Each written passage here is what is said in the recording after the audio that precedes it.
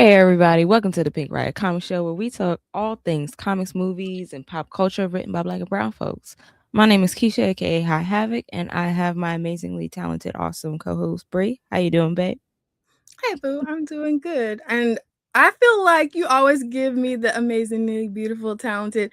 Y'all, I'm gonna flip the script today. My name is Bree, also known as the Variant Vixen, and I'm here with my amazingly beautiful, stunning new hair color. It's Keisha, aka the Blurred Library, aka Hot Havoc, aka That your was favorite you. librarian's favorite librarian. Like, what are we talking about? I can't with you. I actually dyed my hair this morning. For those who are just listening to us, your girl has a blonde buzz cut because I just needed something else. It's a Needed vibe. something. You're gonna hate that I'm gonna say this, but you look like Cleo's girlfriend on Set It Off. You know what I thought of? Hmm. The Golden Lords from Meteor Man. Okay. I'm Okay. sorry. So mine wasn't as bad as No, I'm here to be a villain, and that's fine. yeah, So I'm both. rocking with it. Both. Yep, both. Yeah. Either way, she's a baddie. Okay. Yeah, that looks good. It really looks Period. good. So Yes, yeah, it's and the frames set it off too. And when you got yeah. good cheekbones, you could really just, what I'm saying, rock with whatever. But yeah, period. But no, I'm good. How are you, boo? I am better. Rough week mostly, but uh made some growth. I made ice cream outside in the snow, and it's the best ice cream I've ever had, like Period. Love ever. that for you. What flavor? It was just vanilla, simple Mm. vanilla. It's like 4 ingredients I don't and know why I just asked you that. yeah. Y'all, she is like does Mm. not play about that. Even Yeah, even if she was going to like the fanciest creamery, it's that's gonna it be was the gonna be vanilla. fanciest vanilla. It's gonna be the most delicious vanilla ever. But yeah, I have tried butter pecan and I'm liking that. I feel very old and black saying that, but I was it's gonna cool. say, yeah, girl, way to walk on the wild side. I hear That's that. right. Mhm. My current ice cream obsession Mhm. is dulce de leche Haagen-Dazs Mhm. mixed with coffee Haagen-Dazs. It's amazing. And I'm sure it is. Mhm. It sounds decadent. Mhm. I mean, would I who are we talking to? Like If Imma do it, Imma do it. this is But true. no. Very, very Yeah. true. Yeah. All right. Let's see who is here. See? Told you. First one up. Hey Bama. Have we met the 5-minute mark yet? No, we're not gonna flash it, but hey, Bama. Hey Y'all Bama. know what he said. Hey, LT. Hey Oh, our LT. beloved heroes. You Yeah. know what? I literally okay, I seen this and then we'll get into the meat and potatoes of the show, but I had to say this. I seen this reel today and it was this dude and he was like dressing his dad in his style or whatever. But what struck Mhm. me about this video, besides the fact that his dad was fine, okay, he was like Asian but Tupac. I was like, period. Okay. But he had instead of the thug life tattoo on his abdomen, he had anti-hero. And I was like, I would Okay. love to have an anti-hero tattoo. Like I feel because I don't I'm like you're like leaning fully into your villain and I'm like I Yeah. feel like This is anti-hero true. needs to be better. You do give anti-hero. Yeah.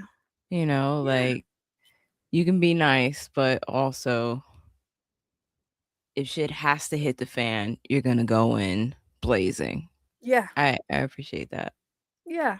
And the way that Keisha was like pressed trying to get us to get tattoos or piercings the last times we were together, I This is feel true. like these are gonna have to happen, and we should probably be live when we do it. Oh yeah. Oh, Okay, just as long as we're on the same page about that. oh yeah, Hey, yeah. Jana. I can get another piercing. I'm talking about a Hey, tattoo. Jana. I can get that also. Okay, period. I've been Long as looking at hand tattoos for a while. I Mm, need another one because I only have the one. I need another one. period. Yeah, I know that outside of my sleeve idea, which I know is about to be hella expensive, I want to get do you remember the movie Mars Attacks? Yes. You know how they had the like retro style blasters? Yeah. Okay. Yes. I want one of those right here. Okay. I Yes. can That I keep my thought you were pew gonna pew. say I want the alien on me. Oh, I No. mean that's fire too. Like with the big brain all out, it would be pink and adorable and amazing. But no, I want a retro Mars Attacks pew pew right there. I Yeah. dig that. hmm But Oh, wait, look at Jana. Okay, she wrote, "I got my first tattoo recently, and I'm planning on my next 10." Facts. isn't They're that how so it goes? addictive. Isn't that how it goes? They My are so first addictive in the best tattoo way. was a Hello Kitty in a place where you will never see it now. And I got it because, I was at college in Atlanta and the song Tatted Up came out, and I was like, I feel like this is a sign and it's the time. So, yeah.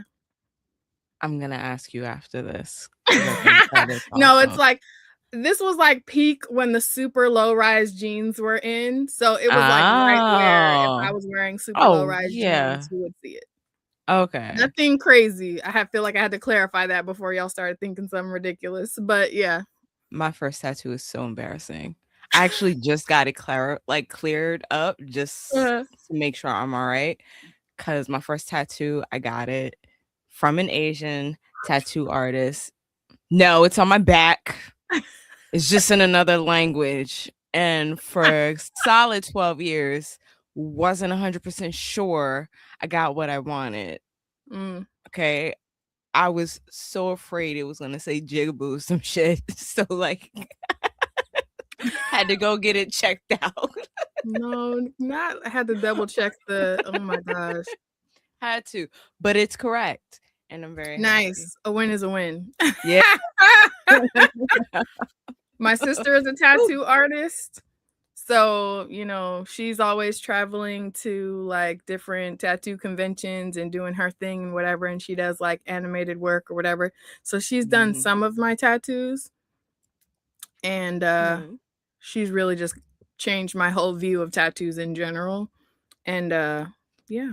So I'm here for all of the shenanigans, all of the tattoos. But you guys, we are so excited because we have an extra special guest waiting in the Yes, wings we in this do. moment. And I got the double whammy of a surprise because I hadn't heard of this particular creator until the one and only Blurred Library brought her to my attention. So Yes, it was yes. like an ultra treat to find a beautiful Black woman making a Black woman led magical girl story. What are we Yeah, talking about? I was like, immediately, yes, sign me up. And yeah. Isha and I have this rule where we have to like read and check out the vibes before we have somebody on the show. And then so she sent us over the story and we're both like, oh, immediately, yes, we need this in our libraries. We need to Yeah. scream about her on Pink Riot. And she No agreed to questions come. asked. So It is a really dope comic, so we're gonna yeah. bring the amazing Alysia Anderson. Thank you. Hello, guys. Hey, how you doing? Doing well. Thank you so much for having me and also for taking the time to read this comic book. It's almost so surreal that people can read it because it took me forever to make. So I worked on it for about 2.5 years, really closer to 3 as of now. So to hear that you're able to read it is just still quite emotional. So thank you. Oh, I love that. Thank you for giving us the opportunity to read it. We both Yes, are like, oh, we got to read it already, but are both like, oh, we have to add this to our libraries, like physically as well, yes. because it was an awesome story. So we definitely want to get into like what that process looked like for you. As you mentioned the time frame that it took you to build it. But one thing that we love to ask our guests on Pink Riot is, what was your comic book origin story? So like, what got you into reading comics? And then we also want to hear what made you decide to start creating your own manga / comic. Absolutely. So I love that question because so I am a younger sibling. So I have a brother who thankfully was very, very like alpha proactive about everything he wanted. So he always was like, I know I'm 2 years old, but I must have Power Rangers. So I grew up around like Power Rangers, like season 1, where I'm like Pink Ranger and Red Ranger are still like OTP to me. And like, you know, like he had like TMNT and Sonic the Hedgehog. So I was always kind of around comics, but I didn't really have any comics. Oh yeah. Until it got to like the card captors, like and Sailor Moon stuff. So I remember being like, wow, this is such a good cartoon. I wish I had a comic book. Not even like being aware that it was this Western manga thing. I didn't even know it was called a manga until I was like in 3rd or 4th grade. So first it just was like, oh, like I have a brother who's watching this stuff and like it's cool. I'm in the room, but like I'm not interested until here. And then once I learned that like for a TV show, obviously it's half hour, but back in the day you could only get it once a week. I was like, I gotta buy a stack of comic books because I'm so interested in this that I want to keep on reading it. I don't want to have to wait each week to read a comic. So thankfully I was able to kind of like binge comics because I kind of came to them late. And then I learned that the TV show was not always the same as the comic. Huge shock to me. Again, I was like, okay, so I need to read the comics to know the ancient text. Right. Come on, ancient text. I remember being like, I can't even trust the TV show. Like Teen Titans is like my best example. I remember being like, why would you do that? Is where I was especially when they had them running at the same time and they were not doing the same thing at all. Exactly. Absolutely. Oh, even for Spider-Man and the Avengers, I remember being like, what are we doing here? I mean, it's like, those are the things that I was like, oh, I need to read the comics to really know what happened. You know, I still like, I love the TV show, but the comics are going to tell me the truth. So that's kind of how it started. And also that it just was such a fun world. Like, I love daydreaming. I love the idea that you can be like a magical person on a mission, but still have homework, you know, like that was always fun to me. That's why for the Robins, I loved Tim Drake. Like, it's like, that stuff is very, very fun. Oh, I love that. So, and how did you get into writing comics? Like, right. So I have never written it. Oh, sorry. Yeah. No, go ahead. So I have never written a comic book. And so I do have a TV and film background where I studied TV and film in college. And like, I did kind of study as like kind of like a hobbyist thing. It was very, very fun. So while I was a fan of comics, I never really had the idea to make one.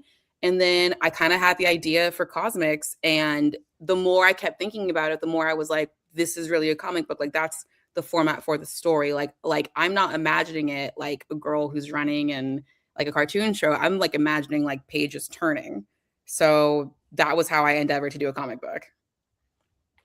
That is so dope. That's awesome. Okay, and you said that you've been working on it for about 3 years. Tell us what that process looked like for you. Yeah. So it's actually so funny because I first had the idea of Cosmyx kind of after the most recent Batman came out, like the one with Robert Pattinson. So like, and this is like, I'm like trying to flash back. Like in 2022, I remember being like, oh wow, they're pitching this as like the hip, you know, a new Batman. And like, you know, like I've had now 3 Batmans, like Keaton was my Batman and I thought he was my only Batman, then Christian Bale killed it. And I was like, I guess I have a new Batman, you know? So I'm kind of used to like there being a lot of Batmans. And I feel like for Spider-Man, if there's a new one, it's super like, well, how do we feel? Well, Batman is like super like controversial, like, did they do a good job? Blah, blah, blah. So I remember I walked in very open-minded to Pattinson being like, okay, this is supposed to be like the hip new Batman with like 2000 type vibes. And then I thought it was a fine movie. Thought the scene with the water and the orange stuff was really pretty. But I remember like I left like the theater being like, that didn't feel that new to me. I remember being like, what? Like I thought this was gonna be like a new, fresh Batman, and it didn't really feel that new. Like it was not my Batman. Yeah, it was like this is not. So then I started daydreaming like, what if I had a Batman that was actually young? And then actually I remember being like, not only did that not feel young, it didn't feel new. I was like, where's my like new Batman? So I was like, oh, I wish Batman was like black. And then I was like, oh, I wish she was like a woman. And then I was like, and what if she was magical? You know, it was like, it kind of like started this idea of a character. And I feel like I had that in my head for like a couple months. And then I kind of just thought about like how much I, as a kid, would have liked like a teenage magical Batman, I guess. And then that's how I kind of started thinking about the idea of Cosmyx. So the concept came first, and then I was like, okay, I like that idea. So how do I do it? And then once I understood the character better in my mind, then I could like give her powers and stuff. So it was just kind of like me like thinking what would be cool after I had the puzzle pieces of Black magical girl Batman.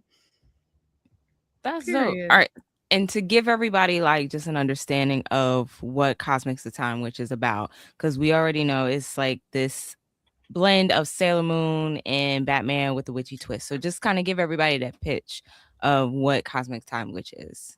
Yeah, absolutely. So Cosmyx is about a young girl. Her name is Dorothy. She's a teenage girl who just is trying to get through high school. She's like a bit of a punk and where her homework's always late and she oversleeps. And one day she finds out that she is a time witch in a world where time witches are thought to be absolutely extinct. And so, in tandem with her unraveling her ancient prophecies, she's trained by her mentor, who's also a witch, on how to hone her parties and also like gain her powers and also help train and protect her because people want time witches to stay extinct. So she's a part of a dying breed, but is also high school girl. She has a crush, immediately. She's trying to, like turn in her homework. Her principal's mad at her. So it's very much that blend of teenage coming of age and trying to save the world. And it really is like, oh man, them first few pages. One, I just love how authentically girl she is, how authentic like Black girl that she is. Like there's that scene with her, I hope this isn't too much of a spoiler. Would it be? Well, it's like she's going through something. She's going through something that is, part of growing up, right? Mm-hmm. Going through puberty. And that is like right there in the scene, and I'm like, yes, yeah, like feminine, yes. And she is like whooping ass while she's dealing with this at the same time. Yeah, absolutely loved it. Like, what was the inspiration behind like creating such a scene? Thank you. No, I don't mind talking about it. She gets her cycle basically. Like it's like I knew I wanted to get to her saving the bodega because I had already kind of outlined the scene, and I feel like everyone's been there, especially me, where you just like aren't keeping track of your calendar to know if you need like equipment or not. And I thought it'd be so funny if she's in a fight and I want her to win the fight. I was like, she's gonna win because she's tough. But then, the rival is like, oh, I can say I hurt you. And she's like, what are you talking about? I was like, that's so funny. And what a cool, authentic way that ties into her being a time witch where because even though her power is time, she's still a kid, she's still a teenager. Yeah. Like she still oversleeps. Like I want her to get amazing at her magic and like stop time so she can like sleep in, if that makes sense. Like I really want her to be that type of funny character, but still be a young teenage girl, So I was like, what a cool way to get her there. And then once I kind of had the idea, I realized, oh my God, I can have her beat up the robbery with like her pads.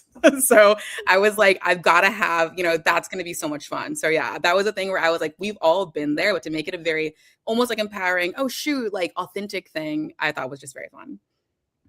No, yeah, that was a cool scene. Oh, sorry. Go ahead, babe. Go ahead. No, go ahead. I was going to say, like, I'm kind of shocked that you're saying that this is like your first endeavor to do this type of project on your own, because your comedic timing and the way that you were able to like introduce different aspects of her experience. So she's dealing with her period. She like bumps into her crush. She's like saving the bodega. She's late, trying not to be late for school. She's like, oh, I'm doing so great on my time, and now here comes this, and now I'm going to be late. She's like dealing with all of these things all crashing in together, and it could come across like overlapping or feel wonky or feel like it's forced, but it flowed so effortlessly. Yeah. And it just made you feel like, oh, this girl is me. Like I've totally been through this before. One of those days where you feel like you had everything planned out and it just seems like one thing after another. And then you get those little moments where they kind of clash together, like literally in this scene where she's kicking ass so she could save the bodega and then remembers like, oh shoot, that's right.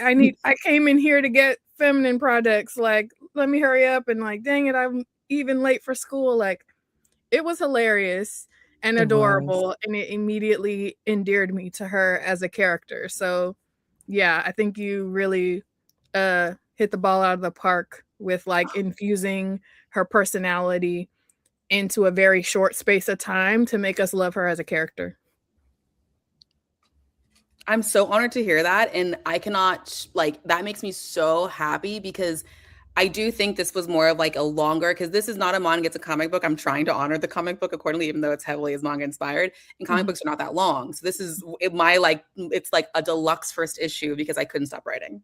I really was like, this character is so, I want her to feel hard and soft. She is lazy, but still has purpose. Like, there was so much contradiction that is just humanity that I wanted to get into her. And there are so many small things that, thank you guys also for saying that she feels like a Black character. That's so important to me. There's so many small things actually in issue 1 that I'm like, oh, I could have done this a little bit differently, that I'm already like locked and loaded for issue 2, where I'm like, I got to do this because this is the true experience. And so to make it being like that, she is, she has her objective, but then you also have her personality, was very, very fun. But I do think I had to work really, really hard on pacing, to the point that I actually hired an editor from Reedsy to look at it. And I remember it was, like, I made sure to choose, a person of color, because I kind of wanted them to kind of like really kind of have their ideas of that. And they gave me the worst notes ever. And so I won't say that person's name. And it clearly was notes. Wait, hold on. They gave you the worst notes, like they didn't do a good job, or they did a terrible job. No. The worst notes ever. To where, and mind you, I remember there was one note. Mind you, there were a lot of bad notes, but there was one note that actually said, "This character seems too confident." I was like, oh, I was like, oh, okay, cool. I was just like, you don't get it, and we're good. Yeah. I just need to work. It was such a weird feedback, because I guess they're expecting that if it's a female protagonist, she should be more insecure. I have no idea, honestly. But I was like, that's not my girl. I just need to work really hard to make sure that I would read the story, And so that was really fun. And then also a lot of the pacing was going back to, again, the ancient text. Like I watched tons of Batman in work of this. I was like, okay, Batman's pacing is really good, and then actually a lot of the old shows, like even Tailspin, has crazy good pacing actually. So I got to really go back and be like, okay, how did they fit in like air pirates, and like a cool joke in like 20 minutes, Yeah. I was actually gonna ask you about your pacing, because like them scenes are perfectly paced out. Because I'm a nerd, I apologize. But like they're like each like between 4.5 pages. So you're moving from scene to scene to scene to scene. Like it was done really, really well. And so I guess with your pacing and how well you did for a deluxe, comic, how was that, being able to balance an American comic, plot and art form versus the manga inspirations that you have in here? I mean, again, incredible question. It was really, really tricky. I mean, it's such a good question, because I even was a little insecure once I like released it. Like, are people going to be able to like read this like quickly or at the end? Like, I read comics manga all day. Like if I had a bad day, I can't wait to cozy up at night. If I have a free weekend, I'll read them early in the morning. I've eaten it, like, and read stuff. It's tons of fun. It's very enjoyable. But sometimes people just want to have a quick little issue to read on like the bus or anything. So I was like, okay, I hope this isn't too much or not enough to really tell a complete start. But I do think that I thankfully have a couple of friends who read the actual script. And I also worked very closely with the artist, which I'd never done before. I've never worked with artists ever, and I cannot draw. I like bless all of their hearts. Like, I'm Southern. So I was truly like, this next page should feel like bam. It should feel like, like boom. And they're like, what? So And just to be clear, y'all, like this artist, we're not just talking about anybody. This is Asia Fulmore, who worked under Sanford Green and did Amethyst and all kind. Like, you went top tier with this. I love it. Thank you. I love that you know her. When she, not unlike y'all, when she answered my email, I like gasped. I was like, oh my gosh, Asia answered my email. Here we go. And it really was an awesome experience. I mean, she, like, working with artists is such a lesson of patience and grace, because one, we're all humans, and it's like, I feel humanity even more every single day. But like, this year is already crazy. Last year was somehow not as crazy, but I guess equally so. So it's not just grace of like, I need this done. It's grace as in like, I need you to really work with me because I've never done this and you're a pro. And Asia had all patience. She really, really did. For the opening pages, I was really obsessed with getting that perfectly because that's how it feels. If you're walking into a bookstore, you're turning to page one, and page one doesn't even have the main character in it. So we had such a back and forth about it. I even tried to like sketch like the hourglass. I'm like, this is what I need, and like this is how it should sparkle. And she really like stayed with me, the whole thing. But she's amazing. I fell in love with her work on her Instagram. And actually, fun fact, I'd emailed her and she hadn't answered me, and I was like, and mind you, I saw her Instagram and I was like, I'm in love. Like I didn't even have her do test pages. I was like, head over heels. I get it. It's love at first sight. So I emailed her and she hadn't answered me. And I was like, I've got to get her to answer me. So I remember I commented on her pictures and I had DM'd her on Instagram, but her Instagram had one of those where I could only DM her if she were to follow me. And then like days passed and she posted something about getting tickets to like some concert for a BTS. And I was allowed to respond to that through her Instagram story. I was like, perfect. I was like, hey, I love BTS too. Are you free to, like it was like, that's how I got her to answer me. And since then we're still working together. That is amazing. I love that. Yeah. Now I'm just throwing it out there. Keisha does this really cool thing where we get panels from the book that we're highlighting as like our background, and our girl looks good in pink. Okay. I mean, I don't disagree. I don't disagree. That's all I'm gonna say, Yeah. It does, but I do like the black and white. I don't have a problem with black, but like, pink accents or purple because that's the cover. Yeah. Well, I chose grayscale. This is so funny. I chose grayscale because at first I told Asia I want it in black and white. And then she sent me a page and I was like, oh, oops, I meant like in grayscale. She was like, that costs more money. I was like, oh no.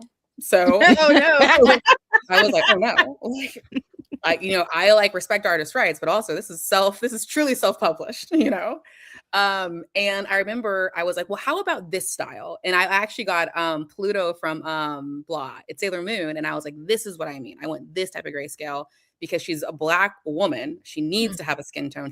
And I don't want her to look even like light skinned at all. I want her to look, really a good, hue. Yeah.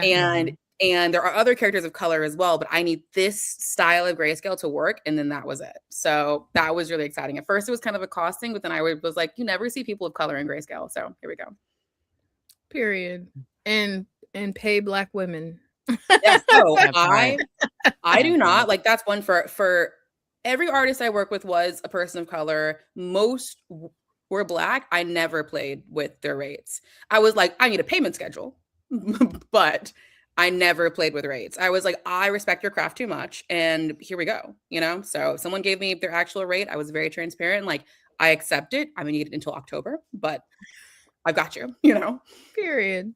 That is so dope. So like, what's gonna happen with issue 2? Like, where are we in that? So I feel like because issue 1 was such a launch of Dorothy and her world, issue 2 was more of like establishing the witchness of it all. I do still want to honor the comic book arc of where it's like you have like a mini boss and a bad guy, but there's clearly like a big boss, but I don't want to cut people short on really the breadth of the world. So a small little teaser of issue 2 is that she gets to go to a witch shop. And again, because she's a time witch and they thought that those were absolutely extinct, they have to kind of set up like the world, but then delve further into what makes her very unique. So it's going to kind of go more down that path where she gets to kind of learn much more about her world, her magic, and then kind of try out a little bit of her magic. You get to see the bond of her and Constance, because a big climax of issue 1 is that they form a witch contract, which also is going to be extremely, explained. But a witch contract, which is not something that I've invented, it actually does kind of exist in the world of witches, is that it's like a binding contract of the soul, where the energy of one party affects the other. That's also, and that's like dated back in like what it means to bind the souls and blah, blah, blah, blah. So I'm going to kind of play around with that, but still in the context of Cosmyx, where she's going to, hear all this stuff and be like, whatever, so it's going to be like pretty fun. Yeah, I love that. Yeah.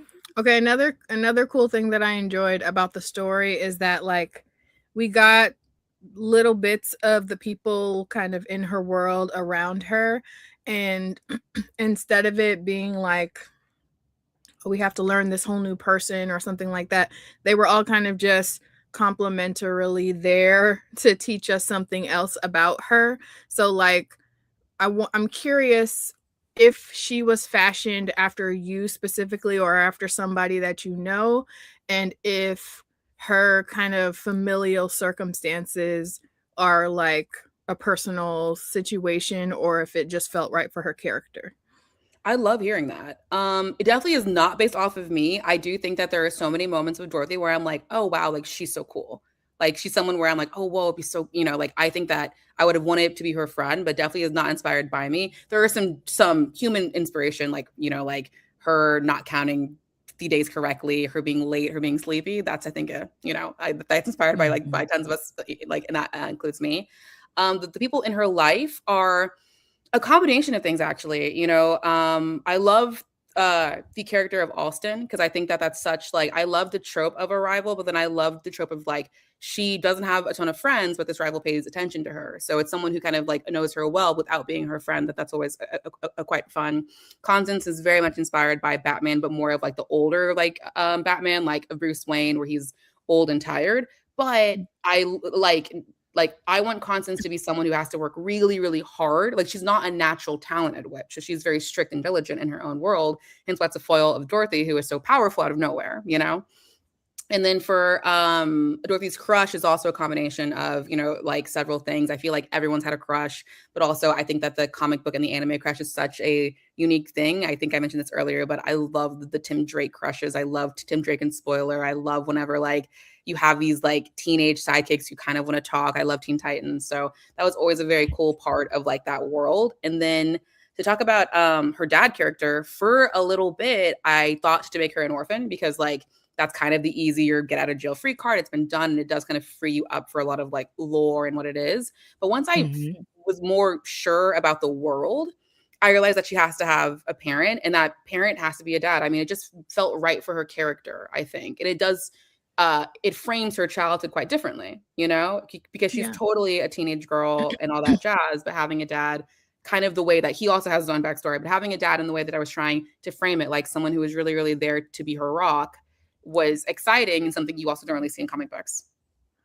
Yeah, so that's cool, and I could totally see that in the story, but that makes me even more like confused as to why that editor would say that she was too confident because I feel like that would definitely like speak to her experience if she had to kind of like carve that out.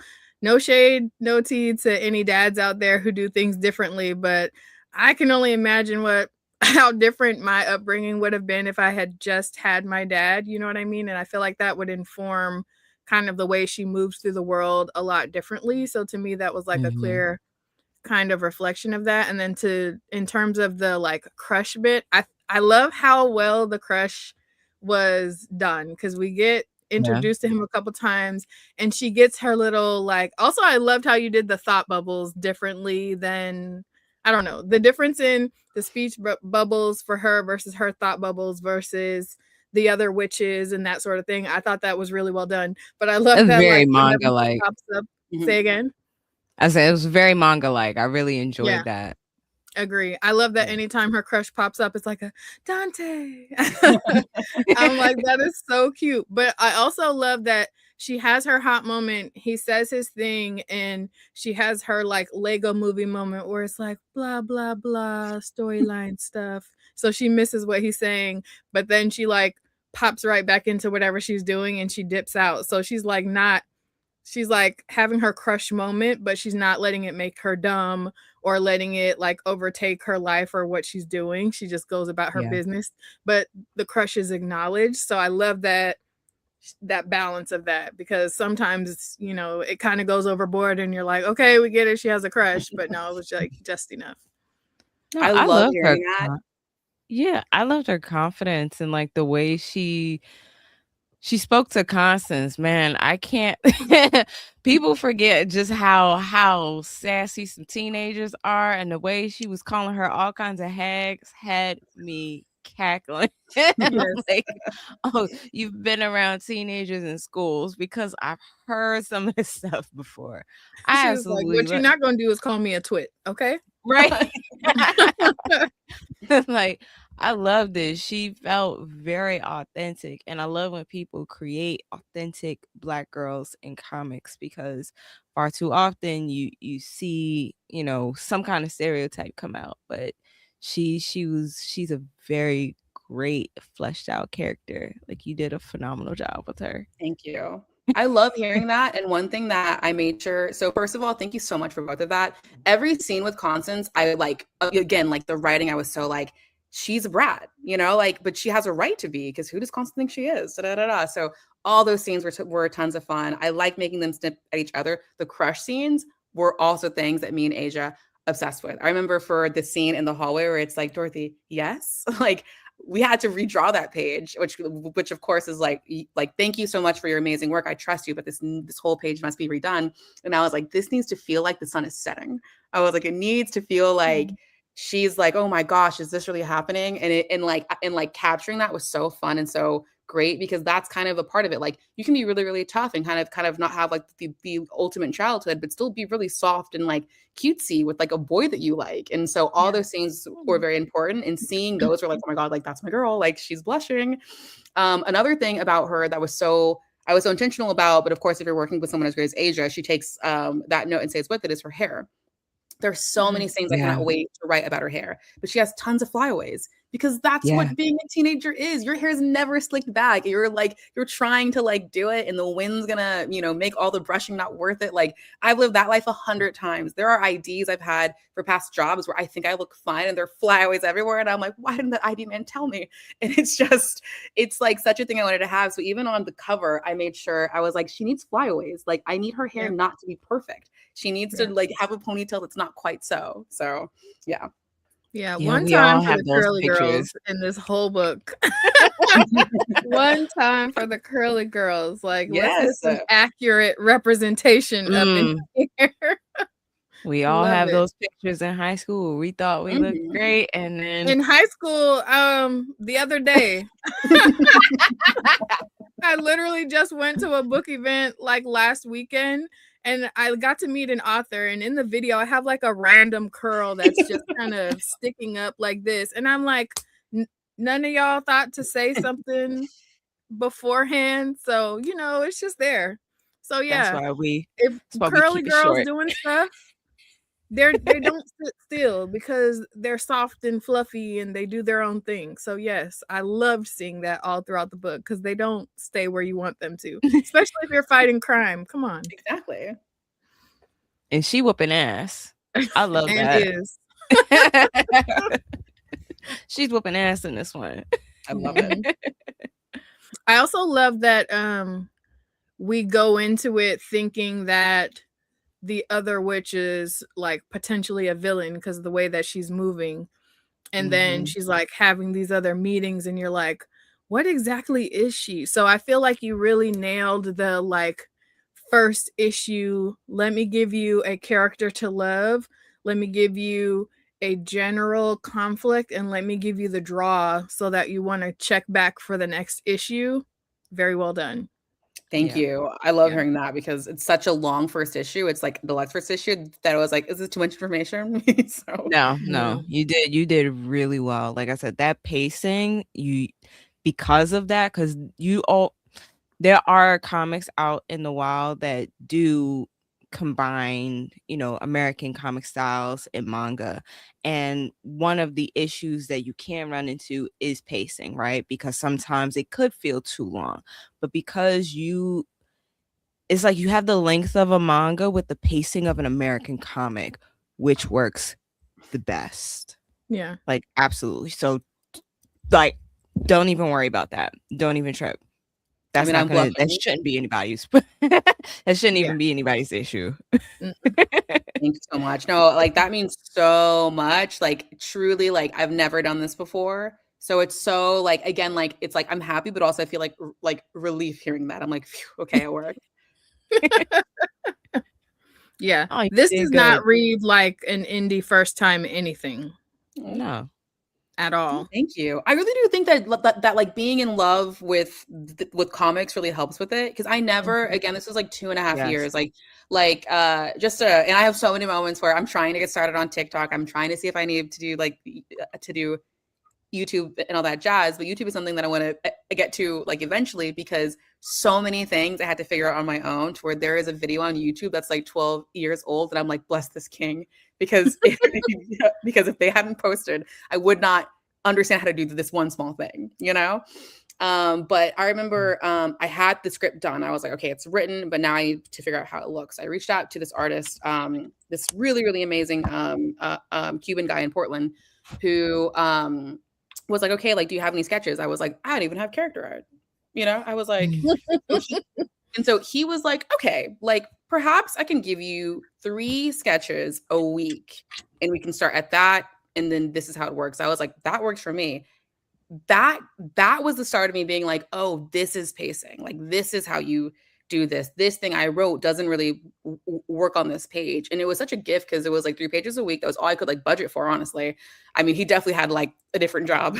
So he just was being very, very helpful to me. And I remember we worked together from August until like the end of March. I remember being like, oh my God, like, thank you so much for your time with this. I have these comments now that I know more. And he was like, I have a different job now that I need to actually do, but hopefully like this is helpful. And it was very much a breakup, because I was like, oh, well, I understand you have to go and move on, but I understand our time was special. It was very much a thing. But just by every week for like 6 months, I got to see this thing come together, so that once I could actually draw the pages with Asia, I was much clearer. Like, there were obviously pages we had to kind of like workshop for her style and like the intention of the page turning, but just to kind of see it come together in that very slow 3 pages a week way, I think really helped with pacing, and then just educationally, so it was very, very fun. I love that you're being intentional about like preparation and planning. So that's very clear in the timing and all of the things that we've discussed that make it feel like it's well put together and has good pacing and all of that. I'm curious, like, is this something where you've already pretty much mapped out what the entirety of the story looks like? So like you said, this is like a deluxe first issue. How many issues do you envision this story being, or do you picture it as like an ongoing something? I'd love to hear like what your vision for the future of it is. Absolutely. I would love for it to get to 100 issues. This is where I'm like a classic comic book, like, Period. I love Batgirl of Burnside. She got to a certain amount of issues, and Sailor Moon got to like 3,000 pages, which like, I'm like, okay, if I do my pages how I want to do, that's 100. So I would like to have 100 issues. There are other witches I want to introduce, so I want to do all of their side stories. I love the backstory of her dad, so I'm like, okay, I gotta write that too. So I have a lot planned that I think can fit into 100 issues, but because it's indie and self-published, I'm committed to this journey of like maybe even 10 years, who even knows. But I do have a lot of story I want to tell, because like, yeah, I think that she's just a complex character. The world's very unique, and yeah, I would like to keep on going, but I intend for every additional issue to be a little bit shorter, more of the traditional 27 or 30 pages, but we shall see. Why? I just don't want to, I'm kind of like, is this too long? Is this too short? I want to see how close I can get. I definitely don't want to sacrifice story, but I definitely feel like maybe I can have something be a little bit shorter next time, if that works. I think you're doing amazing, and you shouldn't be trying to like make yourself smaller or edit down to fit whatever norms. You're doing it independently, so you can do it however the F you please, and it's working as it is right now. So yeah, that was the advice I needed. Thank you. Yeah, the only thing you're missing is I feel like you should I would love to be like a love witch in one of the issues. If I love that. Yeah. Yeah. Mm-hmm. I love that.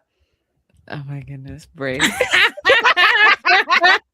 I'm just like, the worst you can do is say no and like laugh it away. But the best is it'll sit in the back of her brain as she's writing like issue 12 or something and goes, now would be a good time for that love witch. Period. No, I love that. I mean, I definitely have like a story sketched out for a love potion. So who knows? Okay. Oh my goodness, that face, Brie. I love it.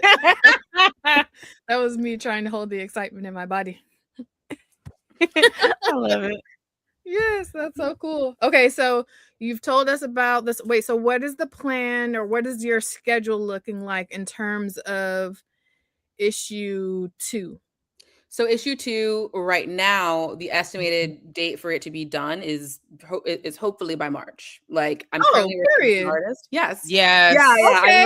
I'm We working love Yeah. a timely queen. No. We're gonna talk about that because that is amazing. Because do you know how hard that is for a lot of folks in the comic industry to have that kind of turnaround? You just put this out like in 3 months, and we're only getting 6 months between it. Girl, you better go. Do it. You better do Yeah. it. Do I it. appreciate it. No, I'm trying. It's like, again, like what's helping me have like the energy is like, what would I have liked? It really is me being like, okay, if I'm 10 years old and I'm at like Blockbuster, how would I wanted this? And this is the thing I'm trying to do. Blockbuster. The best Yes. Friday night of my life. Right. Absolutely. Right. That's what it was like though Listen. when you were like holding on for dear, like that's really good timing. Yeah. Thank Like you. that's incredibly good timing. And you're absolutely right. Like that time frame, we would have been getting another one of those little scholastic books and be like, oh man, number 2's coming out, mom. I need $20. Like that's the energy. You know what I mean? Exactly. Yes. Yo, Okay, I you love are that. killing it. I love this so much. Yeah. Yeah. Oh man, I That want you just to be so really successful. just boosted everything up too. Right? Like we love a timely queen. Oh yeah.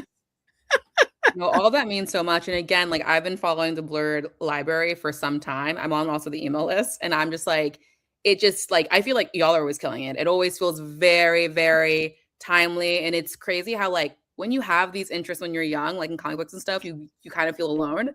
So to see recommendations where I'm like, oh my god, we were all there together. It's so like, it's so nice. It's so needed. It feels like home. It's just like it's great. So I'm a fan of both of y'all. Yee, period. I Yeah. love it when people give Keisha her flowers because she don't know what to do with herself. Should happen And don't. more. And Love it. don't. No, thank you. Oh my Period. goodness. Right? Okay, so we have to hear from you since you're an avid reader as well as a creator.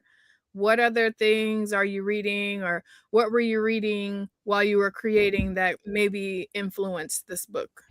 Absolutely. So for the action part, I did go to the ancient text. I feel like I also was a fan of Spider-Girl, the OG one. So I was very much like relooking at Spider-Girl. I love Batgirl Burnside once Barbara got her legs back.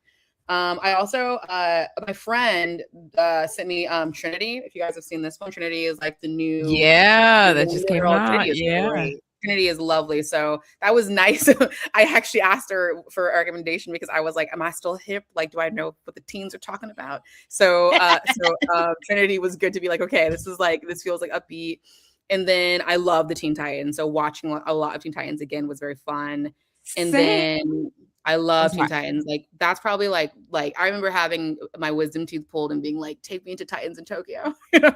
So I just started falling in love with the Jeff John run of Teen Titans, which is like so good. I didn't think I would love it as much as I do. I love Teen Titans so love much. it. So like, yeah. And actually one manga that I pulled back out that I actually brought to just to show you guys is called Doubt. It's super old. I don't think like if anyone out there has heard of this manga or read it, please comment or reach out to me.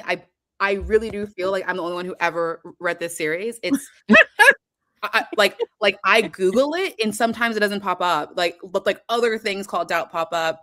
I've never met anyone. It's a series that I thought of because it's about a girl who is very, very tough, but she's trying to be beautiful to fit a stereotype. And how they in the manga would like make her turn on a dime where she was trying to be so beautiful and then she would snap. I was like, I've got to like see how they paneled it so that like the impact was felt. So that was an oldie that I brought back up too. Nice. Oh, that's dope. I love when people like pull out, just that super deep obscure reference. Yeah. Like this is out of it's print. random. You uncultured swine don't know about this, but let me tell you how amazing this. I love that. No, Doubt's the one that like all like meet people who have read obscure stuff, and I'm like, okay, so you read this, have you heard of this? And they've never heard of it. And I'm like, why was like the Borders in Houston like popping? Like, what's happening? Like, How did they have this book in no R.I.P. one else did? Borders. I know. And just So for good. everybody listening, if you haven't already fallen in love, if you're like, yes, I need to spend my money immediately. Okay. The website to buy it is in the description now. It is also in the live chat link. So, go ahead and get it. Go do your thing. We Absolutely. would love to like sell her out so that way she keeps this energy and momentum for the next issue, and then we can have her come back. You know what I'm saying? Right? Yeah. We're just gonna come back for every issue. I'll be back. Honored. Period. We're gonna hold you to that. Right? Period. All 100 Yes. issues. I'll be here in 20 years. Wait, but she's so cute though. Like you actually need to give us merch and stickers. I'm working There on that. are stickers. I have stickers, yes. Okay, very good. Yeah. I love that she's cute. Thank you for saying that, because while I was doing her character design, I remember I wanted her to, to go like and fight and like kick and punch and stuff. So the first round, I remember she had actually like pants. And the artist I was working with on that one is actually different from Asia. It was this other amazing Black artist who dislikes social media for obvious reasons. So she's off of everything, but her name is Kelly. I remember being like, okay, I think this is a pretty good sketch of her like thoughts, because it's like a collaboration. She was like, honestly, no, she's not a magical girl to me. I was like, why? She's like, because a magical girl is like impractical. I was like, Kelly, she's gonna have a skirt now. It just was like that was how we really got her look going, where she's cute, it's impractical, it's still good to go and fight and be tough and stuff, but like it like all clicked when Kelly was like, magical girl is impractical. I'm like, you're right. So very, very fun. She walks the line very well. The fit is top tier. I was about to say, this is like a good cosplay. I love that. Like you can cosplay this and like not have to go above and beyond in terms of money to make it happen and look good. I love the choice for the saddle Oxfords too. It's very much giving Janelle Monáe. I love it. I love it so bad. Eyes, huge inspiration. Good job. I love it so bad. Yeah. She's an absolute cutie patootie, and I need that sticker in my life. We'll be ordering that. Thank you. Yes. This is dope. Oh, and this is the poster, right? The Cosmyx. Yes, that's like the print I got, because I did a commission of this other artist I love. Wait, is there stickers of that? This is just a print. Oh, make everything of that. I want a shirt with that. I gotta get on it. That would be so cute. That is a very fierce picture, and she's doing the little exactly. Yeah, I love it. Dope. Yeah, I absolutely love it. This is absolutely. I don't even have room anywhere for a poster, and I want that. You have your ceiling. That's what's next. Yes. You laugh. I'm so serious. I have I have them on my ceiling. Like I have no other space on the wall. So yeah, we're gonna put stuff on the ceiling now. Yeah. We're gonna get this stuff. Period. Okay, well, we want to make sure that we're being respectful of you and your time. We really appreciate you coming through and sharing about your book and your experience and kikiing with us a bit. We'd love for you to do a like full-blown shameless plug of where people can find you, what you have coming up, how people can support you, all the things. Okay. All right. Please go and clock into a brand new indie comic book series called Cosmyx, The Time Witch. It's about a young Black teenage girl who one day finds out that just time witch powers, and with the help of her, with a fellow witch who's like her mentor, she's able to go and fight crime and learn more about her ancient prophecy while still being sleepy and trying to wake up on time and pass high school. It's Batman. It's Batman and coming of age, a magical girl with a witchy twist. It's Cosmyx, The Time Witch. Please feel free to get your own issue at timecrunchcomics.com, where we have comic book issues, prints, and stickers. And please feel free to go and follow along on TikTok and Instagram, and now YouTube, where you have the official trailer and some fun content about not just the comic series and the characters, but also a little bit of the making of.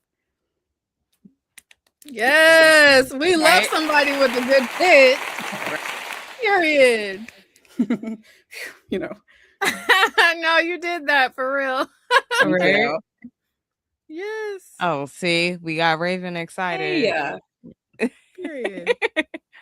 Oh my goodness, this is phenomenal. Thank you for coming on the show. Like, this was everything. I'm honored. This is everything also for me again. Huge fans. Like when you emailed me, I literally went because I just could not believe that you guys answered me back and we're open to having me be on the show. It's a huge honor, and I will come back anytime. Yay! Oh, that's so exciting. Yes. We are Right? sending you all of the love and positive energy because your girls are pressed and obsessed to get issue 2. You got this. Don't switch up the steez for nobody. You're crushing it. Yes. That's it. And Thank we Don't you. make we're the comic having you back shorter. for It's issue good. 2. Okay. Yes. So just plan that into your booked and busy schedule. I need to hear that, honestly. I can't tell you guys what that means because it's like you have this dream and then you put it out there and you're like, is it even good? And hearing, not only is it good, it's not too long. It's very, I needed that. So thank you. I'll keep it in mind. Nah, you're crushing it. Yeah. Yep. All right. Everybody with a body. One more time for Alysia Anderson. All right. We'll see you Thank next time. Bye. Later. Bye. Right. I love Sorry. her so bad. Yeah. We love That a was girly who great. knows what she's doing. She knows what she wants. She has a clear vision. She's executing it in a timely fashion. She's delivering on all of the key things that I would be looking for in a book like this. Yeah. Yeah, I'm officially a fan. See? I knew it when I saw it. I was like, Bree's gonna love this comic. Which I do. Oh my gosh. When you were talking about it, I was like, "Oh yeah, she's doing all the things. She is all of the things that we would want for Pink Riot." And then I seen it, and I was like, "Oh, but wait, this is so Yeah. cute." Yeah, Like, y'all don't understand. Like, I think, like Bree said before, we typically have a rule where we got to see comic before we got to see something beforehand. And she sent the full comic. Decision was made within the first 2 pages. hmm We didn't even read the whole thing, so we're like, yeah, we're gonna bring her on. Like, this is already great. yeah. So It's for a number of reasons. Like we want to like quality check it because we mhm. take it very seriously about like not recommending things to y'all that we wouldn't feel good about spending our money on. Yeah. You know what I'm saying? So it's just always like it just feels like a triple win when you come across somebody who's doing the work and taking the time so it's done properly. And then the story also resonates. And it's like, she's like, I'm black. My artists are black. I'm going to pay them what they're asking. I'm going to hire a black editor. Mhm. Like, listen, some of the things that we get sent in our inbox, it's like they didn't hire an editor at all, let alone a black one. So it's like, yeah, Yeah. gotta give props Yeah. where they're due when someone's doing the Put the work. time and the Yeah. effort and the dedication into a comic, and it shows. It Yeah, shows in every aspect. because we've seen some traditionally published things that aren't this well done. Yeah, at all. At all. So yeah, Damn, that was great. Which yeah, is you great guys, because I got like another 3 that I want to show you. y'all, he should be on it one I time like for. finding the ones that nobody else is talking about. Cause That's like, fair. yeah, like we all know about, like, while I love DC, love them so much. Like, we know about them, and while we will always talk about them, we're also gonna find the things, the comics that nobody is talking about, that is written by, Black women, women of color, folks that are just not getting the same opportunities. So, Yeah, that's true. yeah. I'll say it's been a heck of a like couple weeks in terms of like I love I feel like I come across things as they go and I'll share them as I go. But I feel like Mhm. you like diligently search. Oh, I I don't know do. where you find time to do this, but y'all, Keisha stays putting me onto stuff. I just recently got my first Gloria Naylor book off the strength of Keisha's recommendation. And immediately was like, okay, apparently I need to at least get these 3. So I got Yeah. them. And another very Keisha coded thing that occurred was I got them secondhand. Yeah. Yeah. Now y'all know. And if you don't know, I love that for you. I'm very much I want a crispy box set No, you that gotta. just came out. Girl, one of them doesn't even have a dust jacket on it. The fact that you were just like that deserved. Like, how dare she come into my home naked? I was like, this ratchet bitch. Right? How dare she just show her ass? Ass all out. Oh my goodness. But no, Yeah. you got to. I am very jealous though, because you have a first edition. And that I happened need like a completely by accident. So thrift books, shout out to thrift books, because I literally was like, I've only ever bought from them once before, and that was when I bought my I got like an OG Octavia Butler edition for one of my books. And at the time I was just searching for like the original ones that had Black women on the cover, because y'all who haven't heard our rants about this, a lot of the original Octavia Butler books had white people on the cover. Yep. Because they told her that's what would sell. So I didn't want those ones. I wanted OG ones with the Black people on the cover. So I bought that from thrift books before and hadn't done it since. And then I was looking at I forget the name of the book you were talking about. It's in a diner. Bailey's Cafe. Bailey's Cafe, that's what it is. Yeah, that's the one you got. Yeah, so that's the first one that I got. And then I ordered the other 2. But when I was looking for it, I was like, okay, I don't really want a paperback. And the other option was the box set, and it was finna hit pockets if I bought it anywhere other than Amazon. And I'm trying not to buy my books from Amazon. Facts. So then I was like looking everywhere else, and I was like, $8 for an OG hardcover? Immediately, I'm sorry, yes. how much did you pay for the first edition? I did not pay more than $10 for any of the 3 hardcovers that I got. What was that you sent me earlier today? I beg your fucking pardon, because yes. So $8 for a first edition Gloria Naylor. $8. The copy of Bailey's Cafe that I got, very good, excellent condition, is a first edition copy, and it was only $8. And because I bought the other 2, I didn't have to pay for shipping. I'm so happy for you. But what I will say is I was like, oh man, I wore out all of my thrift books luck on that first one, because like I said, one of them doesn't have the jacket, and then the other one, it's very clearly used to be a library book. So it's well loved. But I'm trying to very much embrace I put them in the freezer for 2 days. So that for bookworms. Yeah, book mites and bed bugs and whatever the hell else might be living in other people's homes and their books. And then I took them out the plastic, and I was like, oh no, they're not as pretty as I would like them to be, but they still have the story. And I got all 3 of them for less than $30. So I was like, all right, it's all good. But yeah, all that to say, Keisha be putting me on, and I'm excited because that fulfills like some of my prompts for my Black History Month reading goals.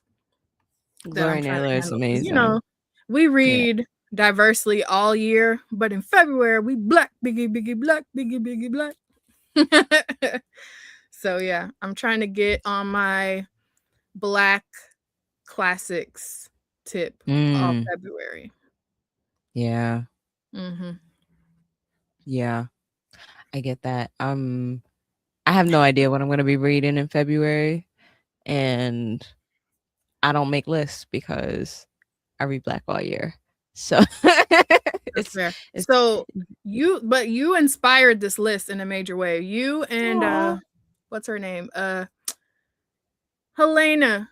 Is that her name? We met her at Black Book Bash. Oh yeah, something about a book. She Yeah. she talks about She's Black classics from like the she's 60s and been building 70s. her like Black classic library, and I Yeah. was like, it's been a minute since somebody made me question my own library. And No, I was for like, real. she's like doing her thing, and I'm like, I Yeah. love it when you meet somebody and they're genuinely a cool person, and then they're also like very impressive in other ways too. So shout out to her. um Yeah. but her Black classics library is Impressive. extensive and growing, and I'm Yeah. kind of like, because I'm a very much sci-fi fantasy pretty much strictly girly, it Mhm. like limits what that can look like, but it doesn't fully eliminate it. You know what I'm No, saying? you can. So there are a lot of authors you can do. Oh, I Um, know. I'm saying yeah, like yeah.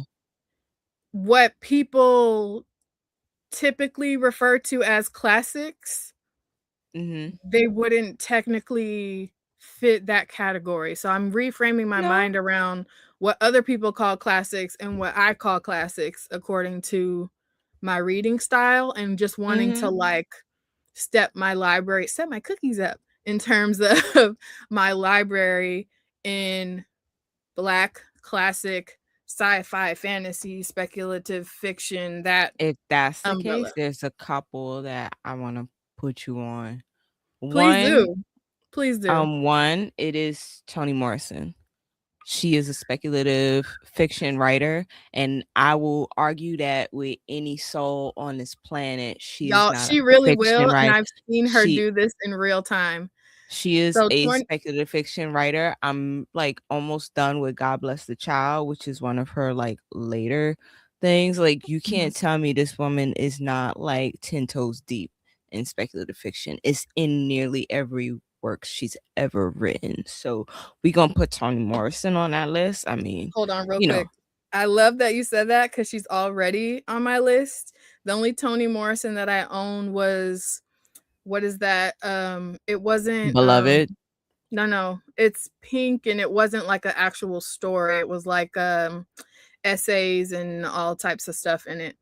It was gifted to me when I first started my books to something of self-regard. Oh, I know what you're talking about.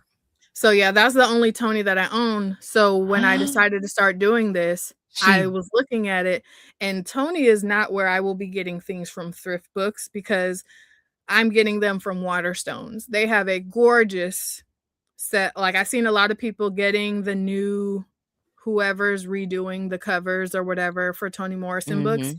and but they've only done it for like 4 of them, and in my mind I needed all of the major hitters. So if you look at the Toni Morrison paperbacks from Waterstones, Mhm. they're simple, they're elegant, they're like have individual flowers on them. I'm getting that set. Okay, so I'm Okay. glad we're on the same Yeah. page. Who else? Yeah, Who yeah. else is on this list? Hold on. Raven said Toni Morrison didn't like referring to herself as speculative. I have feelings about that. I'm I have feelings about that, but and I'm not gonna flesh that out here. But I still see her as a speculative fiction writer, and there is absolutely nothing wrong with being one. Some of the best writers I've ever written or read are speculative fiction. Who else? George Schuyler. He wrote Black Empire and Black No More, where black guy's trying to be white, something like that. Um, there's Mumbo Jumbo. There's like, why am I blanking? There's a couple that are from earlier times that Finally, I we can can give read. Keisha some homework. Now you got to make this list and post it for the rest of the world, because everybody loves a good Black list for February, but you could say you made it because I'm lazy. You're not lazy. Sometimes. I'm like, you know who will make this list 10 times better than me in like a fraction of the time? Right. Keisha.